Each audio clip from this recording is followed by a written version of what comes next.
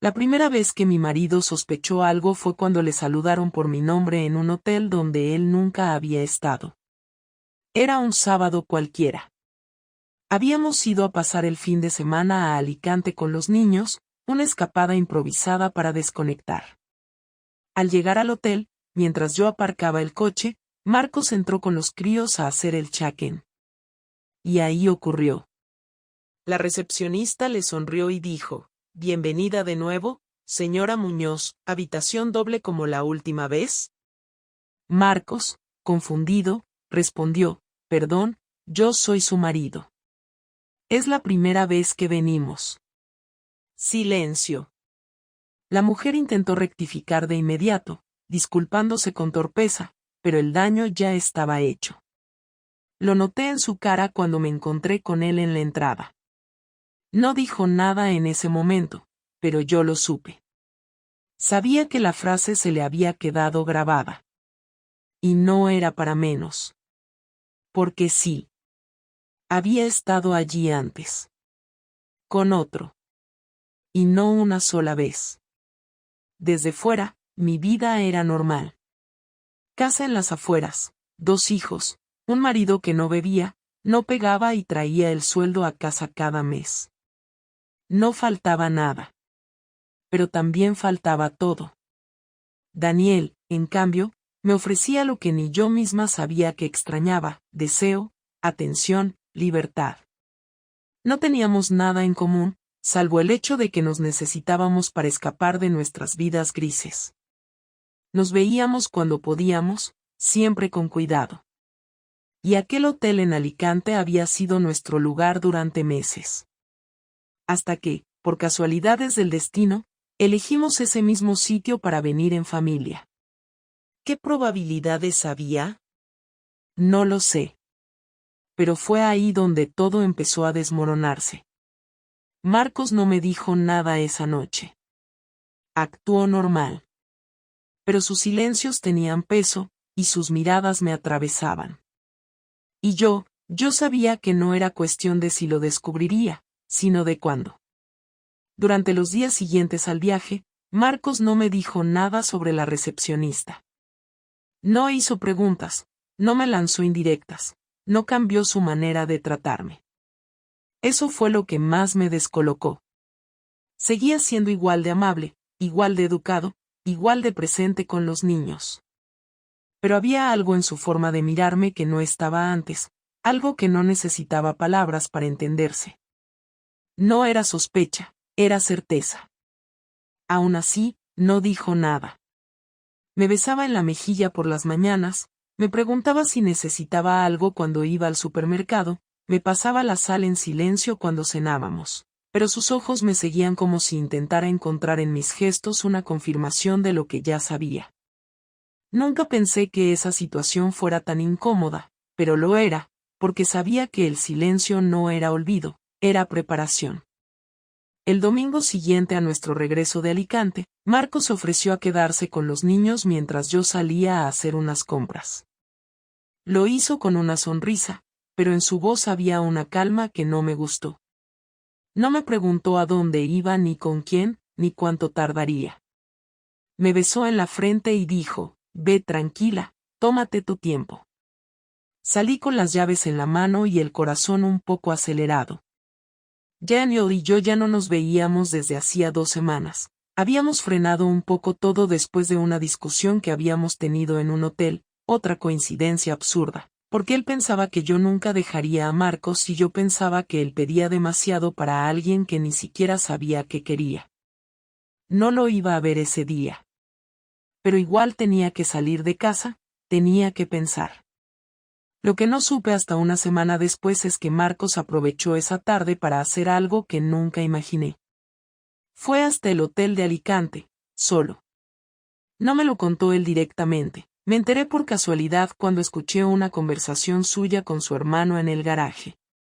Me acerqué a la puerta sin que me vieran, no era la primera vez que lo hacía desde que notaba su comportamiento extraño. Escuché cómo le decía a Oscar que fue a ver por sí mismo, que necesitaba saber qué tan profundo era todo. Según dijo, pidió hablar con la misma recepcionista y ella, al reconocerlo, se puso nerviosa. Le preguntó si quería presentar una queja por la confusión de la semana anterior, y él simplemente le dijo que solo quería saber si ella conocía a su esposa. Lo sorprendente no fue que la mujer confirmara que sí, que me había visto varias veces con el otro señor, como lo llamó.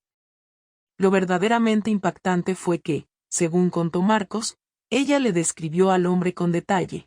Incluso se ofreció a revisar en su sistema si podía encontrar una reserva a nombre de Daniel o con algún correo electrónico asociado, y aunque no le entregó documentos, le dio un dato muy concreto. Daniel había hecho las reservas desde el mismo correo en al menos 3 ocasiones y siempre pedía la misma habitación. Al parecer, la recepcionista lo consideraba algo bonito, como si fuera una pareja recurrente que le generaba simpatía. Dijo que nos veía llegar siempre con risas, con confianza, y que le parecía una historia romántica, hasta que descubrió que yo era casada. En ese momento sentí una rabia terrible, no hacia Marcos ni hacia la recepcionista, sino hacia mí misma. Porque todo lo que había cuidado, todo lo que había tratado de mantener oculto, se había desmoronado por una torpeza ajena. Y ahora Marcos tenía la historia completa, o al menos, lo suficiente para saber que lo traicioné. Después de esa tarde, las cosas cambiaron, pero de forma sutil. Marcos no me hablaba menos, ni me trataba peor, pero había dejado de tocarme. No me abrazaba por las noches, no me acariciaba el cabello cuando veíamos series, no me buscaba en la cama. Se acostaba de su lado, en silencio, y cuando yo me giraba hacia él, fingía estar dormido. Yo tampoco tenía valor para decir nada. Lo observaba a veces desde la cocina, mientras él ayudaba a los niños con los deberes, y me sentía fuera de lugar en mi propia casa. No porque él me hiciera sentir así, sino porque sabía que en su cabeza estaba todo menos el perdón. Lo estaba digiriendo, a su manera, y eso me daba más miedo que cualquier grito o escena. Una noche, cerca de la medianoche, bajé a buscar agua y lo encontré en el salón, sentado con el portátil sobre las piernas. No me vio entrar, o eso quise creer, porque no cerró la tapa ni intentó ocultar lo que hacía. Estaba viendo una carpeta con fotos. No eran nuestras. Eran capturas de pantalla, fotos del hotel, y entre ellas, una mía. No sé cómo la consiguió. Era de espaldas, bajando del coche en el estacionamiento del hotel. No había forma de negarlo. Me quedé en silencio unos segundos, esperando que dijera algo, pero no lo hizo. Solo cerró el portátil, se levantó, me miró a los ojos y dijo, «Espero que haya valido la pena». Subió las escaleras sin volver la vista atrás. Yo me quedé de pie, sola en el salón, sintiendo por primera vez que mi vida entera se acababa de partir en dos. Y no tenía idea de cuál era la parte que me iba a tocar vivir ahora. La mañana siguiente fue igual que las demás. Desayuno con los niños, café en silencio, cada uno con su móvil, ellos riendo con algún video, Marcos revisando correos. Parecía una familia cualquiera, una escena rutinaria, sin gritos ni insultos, sin platos rotos ni portazos. Pero cada movimiento, cada palabra, era un recordatorio del desastre que estaba por explotar. Cuando los niños se fueron al colegio y el silencio volvió a la casa, supe que no había escapatoria. Me senté en el sofá del salón con la taza de café que ya no tenía sabor, esperando que él dijera algo, o que simplemente saliera por la puerta sin mirar atrás. Pero no se fue. Cerró su portátil, se apoyó en la mesa, y me miró sin rodeos. ¿Cuánto tiempo llevas acostándote con él? No hubo preámbulos. Nada de rodeos ni insinuaciones. Solo esa pregunta directa, cruda, sin un gramo de emoción en la voz, como si estuviera pidiéndome que le pasara la sal. El café me tembló en las manos, y no supe qué decir. Mentir ya no tenía sentido, pero decir la verdad iba a destruirlo más de lo que yo ya lo había hecho. Me tragué la saliva y respondí con la voz más baja que me salió. Unos 8 meses. Marcos asintió, sin sorpresa, como si solo necesitara que yo lo confirmara para cerrar un capítulo en su cabeza. Caminó despacio por la sala, sin mirarme directamente, como si intentara contener algo que llevaba semanas apretándole el pecho. No gritó. No lanzó nada. Solo dijo: ¿y lo querías? ¿O era solo sexo? No lo sé, respondí, y fue lo único que me salió. Porque era la verdad. No lo sabía. Con Daniel me sentía deseada, libre, como si me sacaran de la rutina. Pero también me daba asco reconocer que puse en riesgo todo lo que habíamos construido por momentos robados en habitaciones de hotel. Marcos se rió, pero no fue una risa divertida. Fue una de esas que uno suelta cuando ya no queda nada que decir. Se pasó la mano por la cara y luego me miró de frente. ¿Sabes lo que más me jode? Que ni siquiera tuviste la decencia de parar después de lo de Alicante. Que sabías que te había visto, que sabías que me di cuenta, y aún así seguiste callando como si yo fuera imbécil. No seguí con él después de eso, le dije. Te lo juro. Ah, ahora juras. Ahora sí me dices la verdad, ¿no? No estoy mintiendo. ¿Y antes sí? No respondí. No podía. El silencio lo decía todo. Se sentó frente a mí. No estaba furioso. Estaba herido. Era más fácil cuando lo imaginaba rompiendo cosas o insultándome. Pero verlo así, tan roto por dentro, tan contenido, me hizo sentir una basura. Bajó la cabeza y habló en voz baja. ¿Por qué no me lo dijiste? ¿Por qué no me pediste que cambiáramos algo? ¿Te parecía tan imposible salvar lo nuestro? No lo sé, le dije de nuevo, sintiendo que repetía esa frase como una cobarde. No fue algo que planeé. Pasó y no supe cómo frenarlo. Me sentí viva, sentí cosas que hace tiempo no sentía contigo, y me dejé llevar. Entonces era solo sexo. No lo sé. A veces sí. Otras veces, no era tan simple. Pero tampoco fue amor. Marcos me miró, con una mezcla de decepción y cansancio que no se puede describir con palabras. Eres la madre de mis hijos. Llevamos más de una década juntos. Nunca he mirado a otra mujer. Nunca. Y tú, cuando te aburriste, cuando sentiste que faltaba algo, en lugar de hablarlo, de intentarlo, de decirme que necesitabas algo más, te fuiste a la cama con otro. ¿Eso es lo que valgo para ti? No era por ti, dije, aunque sabía que sonaba a excusa. Era por mí. Por lo que sentía, o lo que había dejado de sentir. No supe cómo gestionar todo esto. ¿Y ahora qué? ¿Te parece que esto se soluciona con una conversación de salón? No respondí.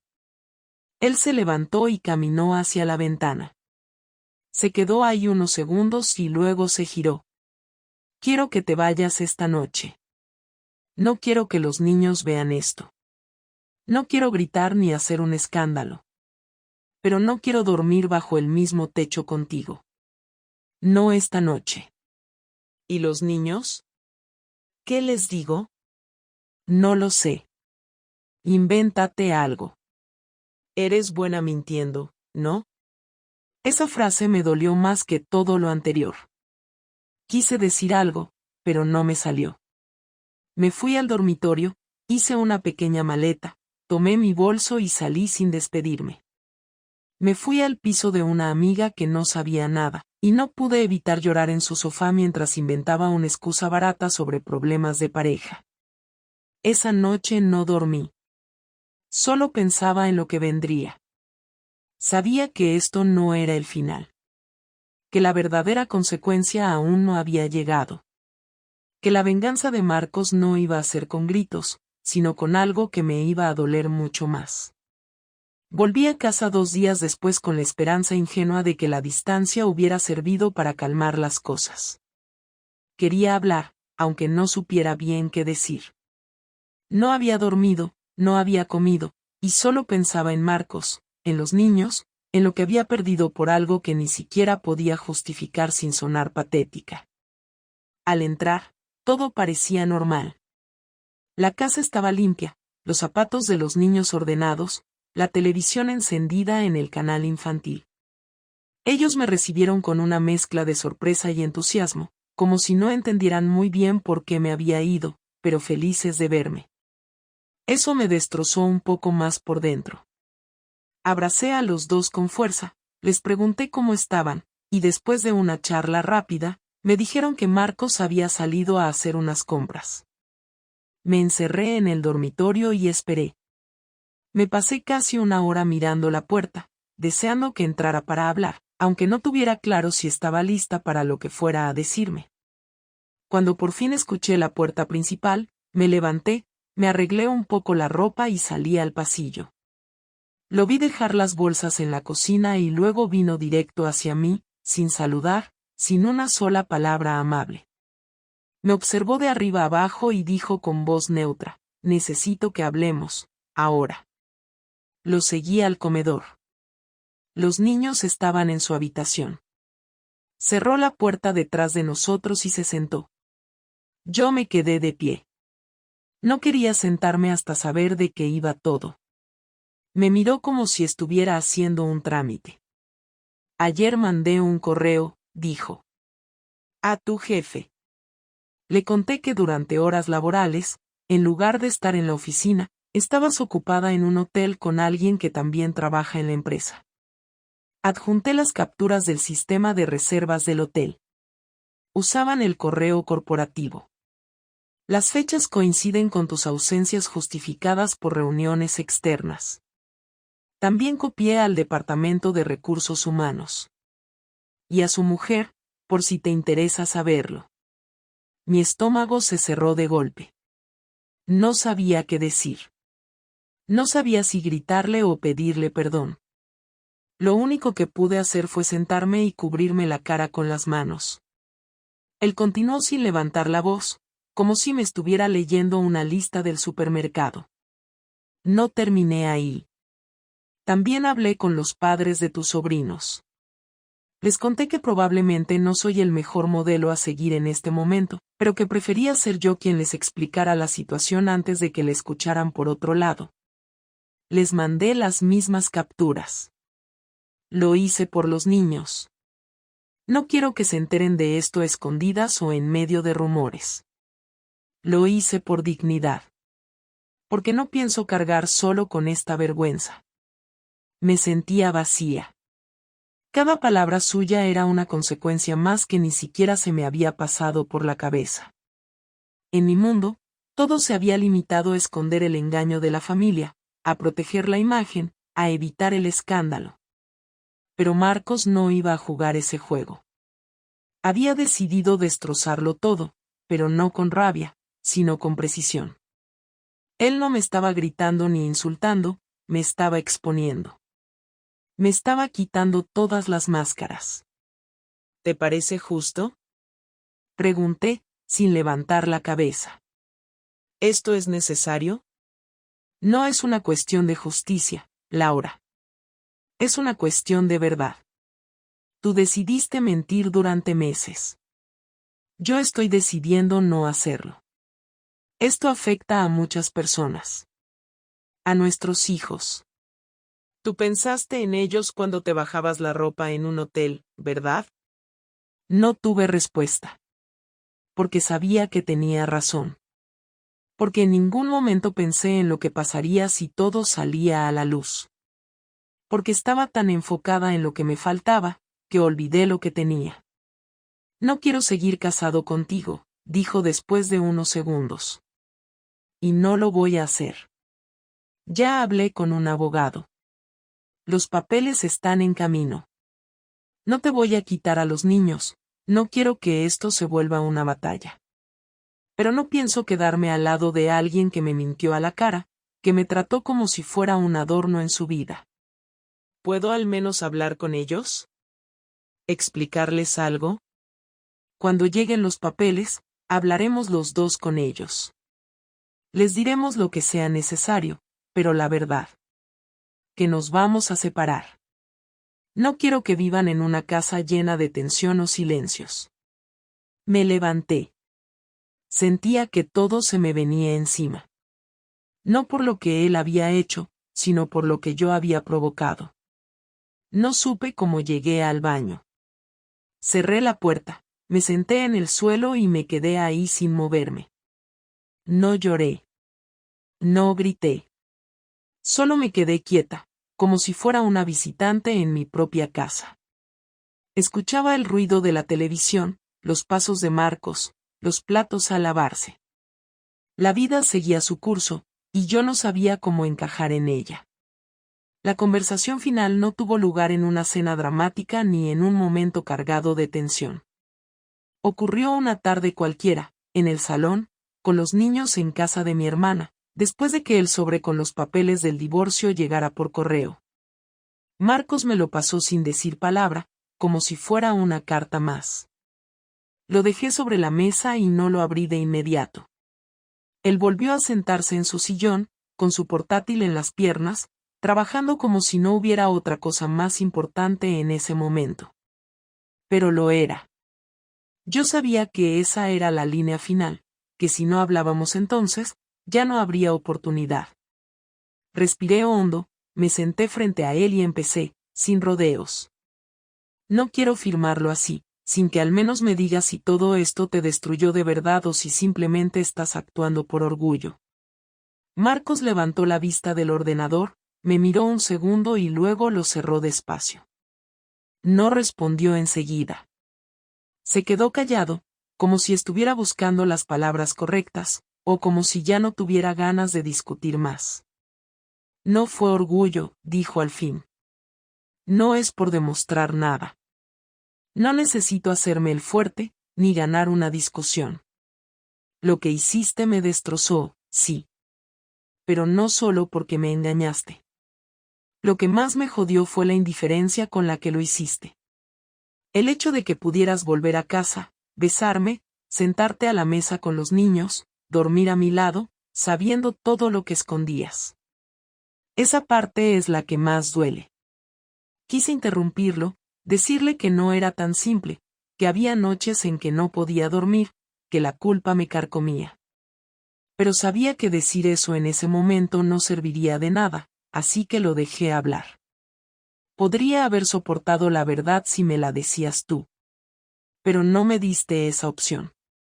Me dejaste descubrirlo como si fuera un idiota que se tropieza con la realidad.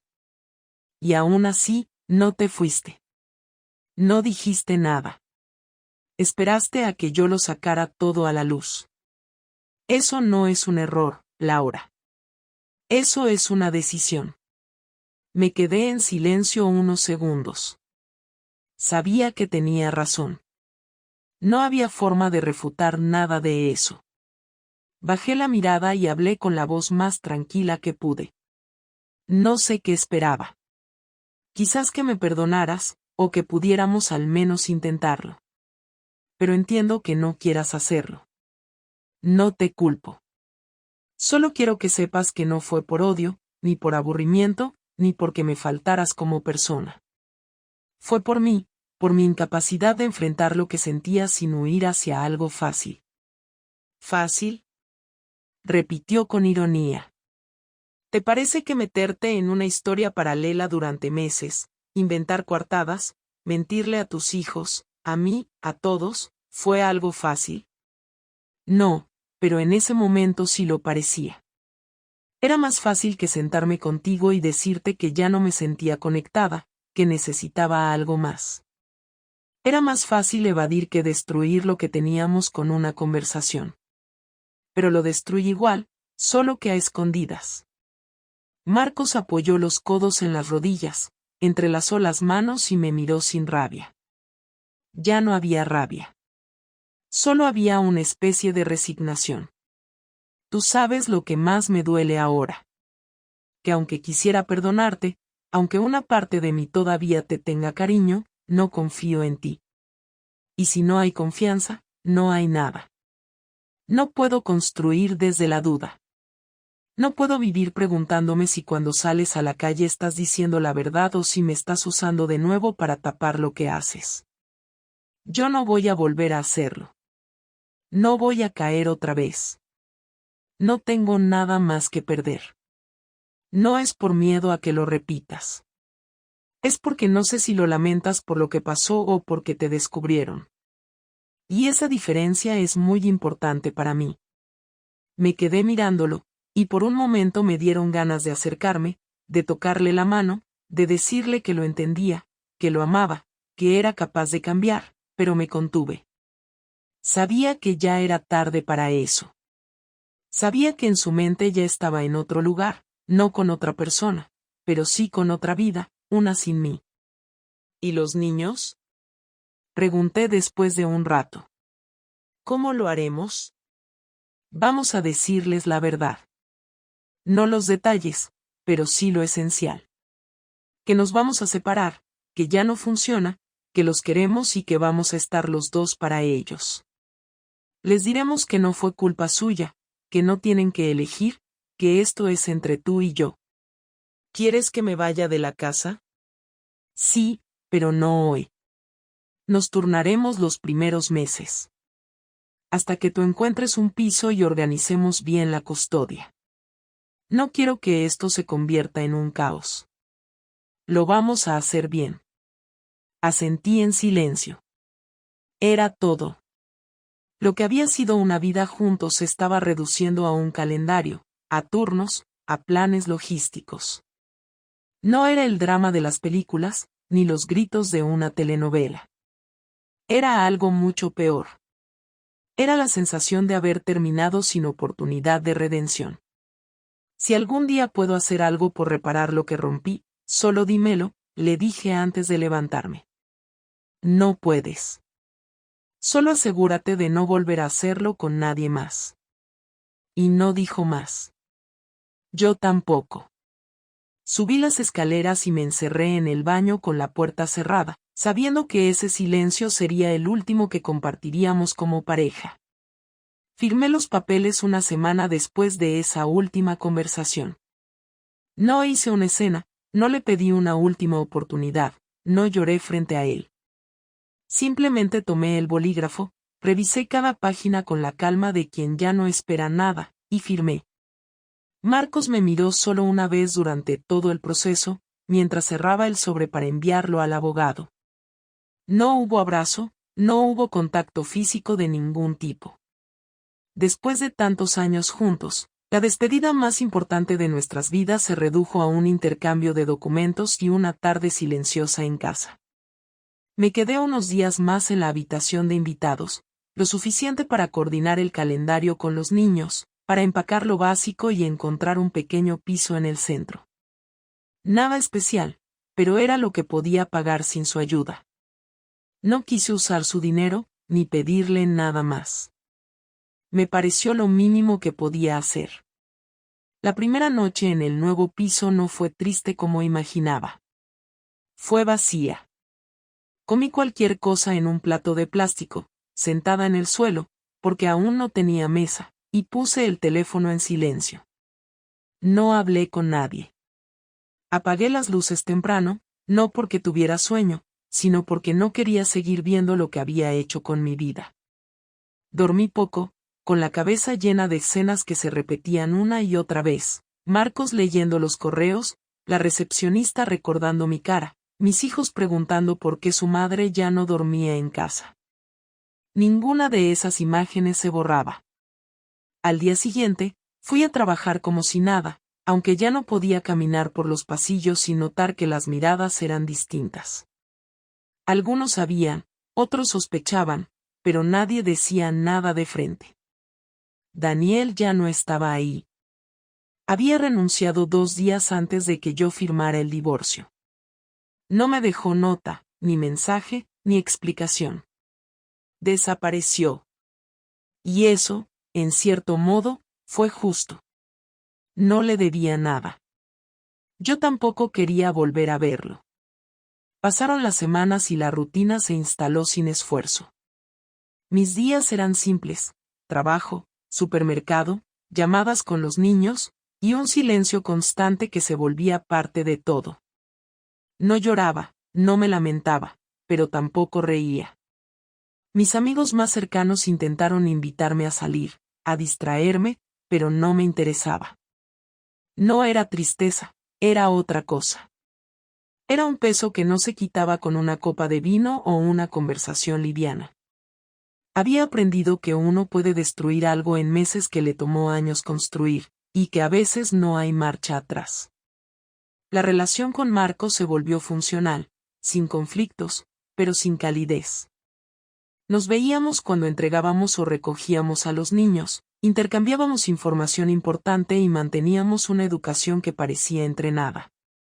No éramos enemigos, pero tampoco amigos. Éramos dos personas que compartían un pasado y que ahora solo compartían responsabilidades.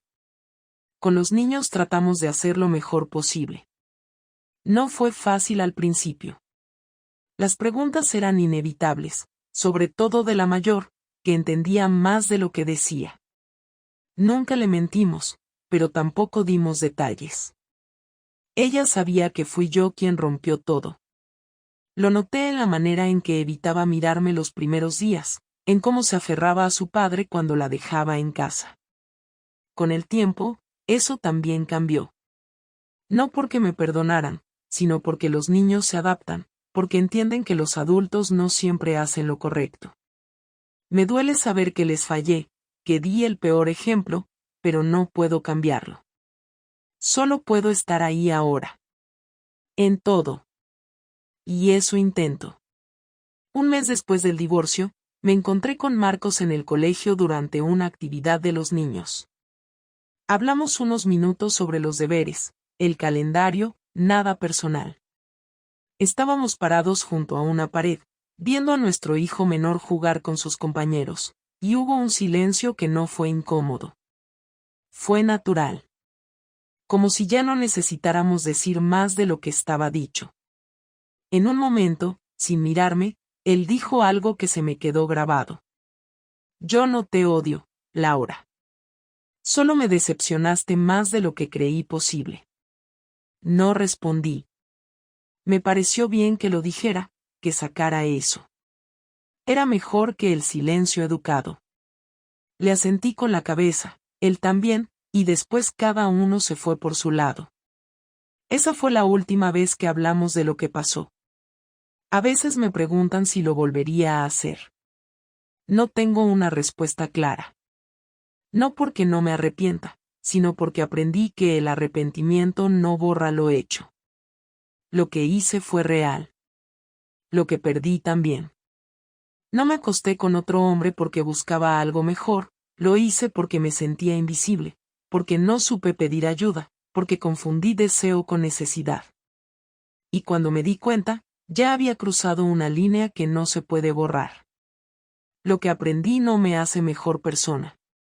Pero al menos sé lo que no volveré a permitir en mí misma. Ahora mi vida es otra. Más simple, más solitaria, pero también más honesta. Ya no pretendo. No invento excusas. Si algo no va bien, lo enfrento. Y si no sé cómo, lo digo. No tengo pareja, ni quiero tenerla por ahora. Me centro en mis hijos, en mi trabajo, y en entender cada día un poco más cómo llegué hasta aquí. A veces el castigo no viene en forma de escándalo ni de odio. A veces es simplemente quedarse con el silencio de lo que se rompió y no se puede arreglar. Y aprender a vivir con ello. Sin justificarlo. Sin olvidarlo. Solo con la verdad. Porque al final, lo único que me quedó fue eso. La verdad que no dije a tiempo. Y la que ahora cargo todos los días.